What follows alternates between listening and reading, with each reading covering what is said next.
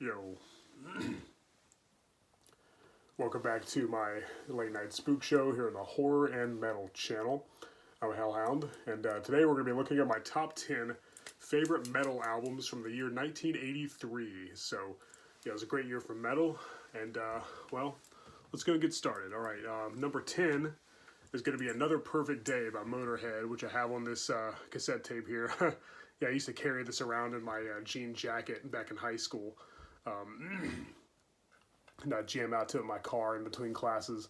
I really need to upgrade and get the CD or vinyl. Yeah, Lemmy and Company really did great. This is a great album. Like I said, I need to upgrade because this cassette tape no longer cuts it. But yeah, love Motorhead. Another Perfect Day is a great album. All right, number 9, Power and the Glory by Saxon. This is one of my favorite Saxon albums, actually. I think it's kind of underrated. I know a lot of people don't like this one for some reason, but I think that Biff Byford's vocals were top notch, as is the guitar playing by Graham Oliver and Paul Quinn. Warrior's a great song. But yeah, really solid album in my opinion. So, you know, I know I might be in the minority there, but I'd say check it out, give it a listen, see what you think.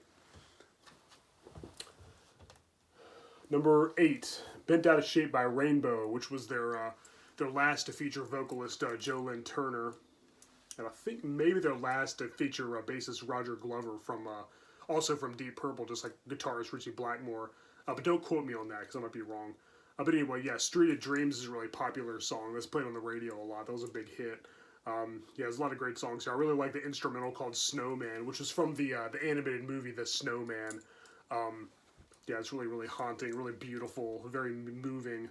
But yeah, I love Rainbow. I know technically the post-Dio stuff I don't really know really counts as metal, but I do think there's still a traditional heavy metal band in the vein of, like, say, Deep Purple or Black Sabbath. Yeah, Bent Out of Shape. It's one of my favorite of the post-Dio Rainbow albums. All right, number 7, speaking of Black Sabbath, Born Again, which was their first to feature vocalist Ian Gillan from Deep Purple, and their last to feature vocalist Ian Gillan from Deep Purple.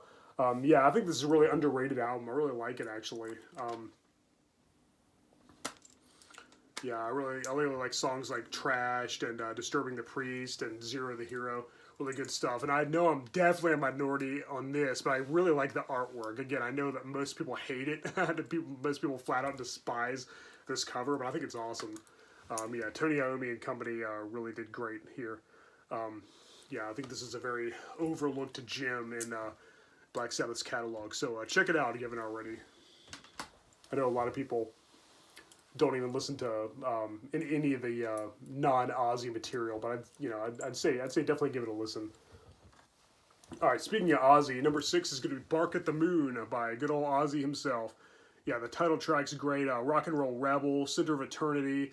Yeah, it's a great album. This CD's got some bonus tracks on it as well.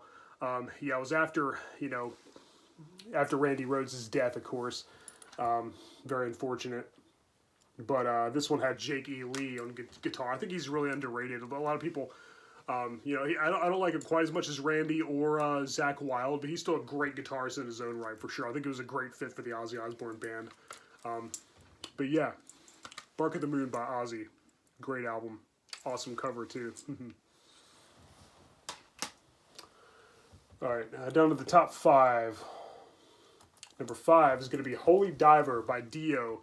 This is the debut album by the Dio band. After he left Sabbath, he took Vinny Appice, the drummer, with him and formed his own band.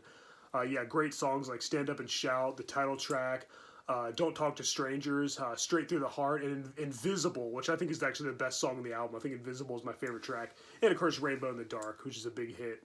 But yeah, Ronnie James Dio had some truly powerful pipes. He's one of my favorite metal vocalists of all time. The man could just do no wrong. He just had an awesome, awesome metal voice, and this album is a testament to that. Vivian Campbell was a really good guitarist, too. Yeah, Holy Diver by Dio. Check it out. Number 4 is going to be Peace of Mind by Iron Maiden, Up the Irons. Oh yeah, we got Where Eagles Dare, Flight of Icarus, Die With Your Boots On, The Trooper. Yeah, so many great songs.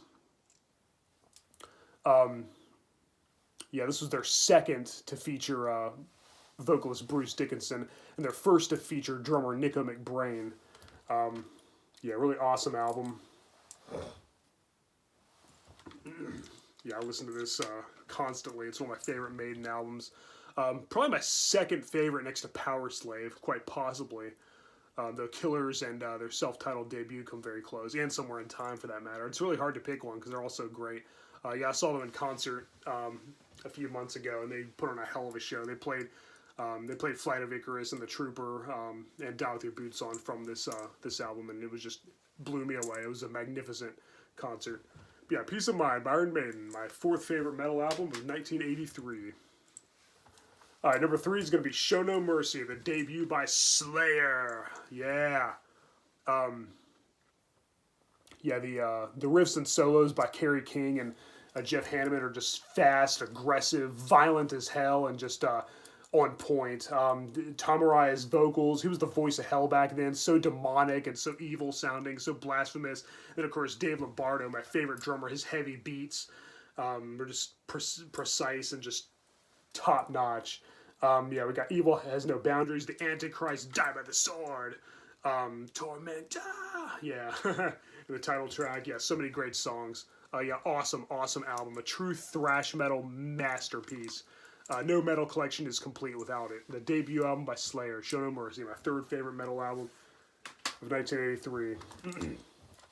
Number 2 is going to be another debut album, Kill 'Em All by Metallica, yet another thrash metal masterpiece. Yeah, they were so awesome back then. Yeah, Kirk Hammett's guitar playing, his riffs and solos are immaculate. James Hetfield's vocals, Cliff Burton's awesome bass lines, even Lars Ulrich's drumming was on point. Yeah, they were just, yeah, they were so great back then. Their first 3 albums were just like unbeatable. Yeah, they could just do no wrong back then. We got Hit the Lights, The Four Horsemen, Motorgraph, Jump in the Fire, Whiplash, Phantom Lord, No Remorse, Seek and Destroy, Metal Militia. This is one of the few albums that I listen that I never skip a single track. Every time I listen to this, I listen to all of them front to back because there are no bad songs in this album. It's all killer, no filler.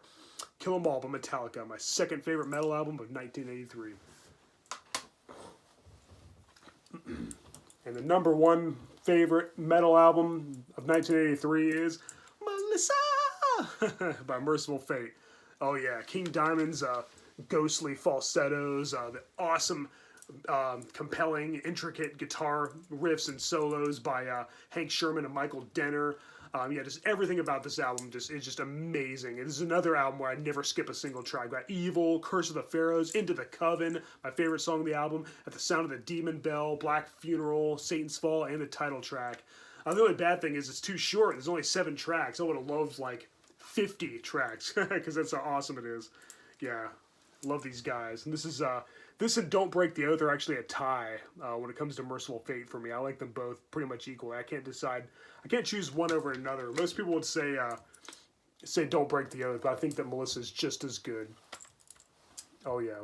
If you haven't heard this album, do yourself a favor and check it out right away. It is amazing.